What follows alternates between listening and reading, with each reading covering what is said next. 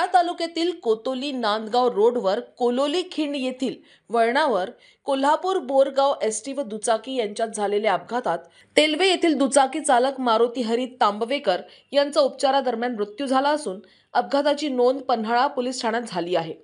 कोतोली येथून शेतीसाठी लागणारे खताची गोणी दुचाकीवरून घेऊन जात असताना कोलोली खिंड येथील वळणावर दुचाकी व एसटी यांच्यात अपघात झाल्यानं दुचाकी एसटी खाली केली। यामध्ये मारुती तांबवेकर वय वर्ष 70 हे गंभीर जखमी झाले। त्यांना उपचारासाठी कोल्हापूर येथील शासकीय रुग्णालयात दाखल केले असता उपचारादरम्यान त्यांचा मृत्यू झाला असून अपघाताची नोंद पन्हाळा पोलीस ठाण्यात झाली आहे।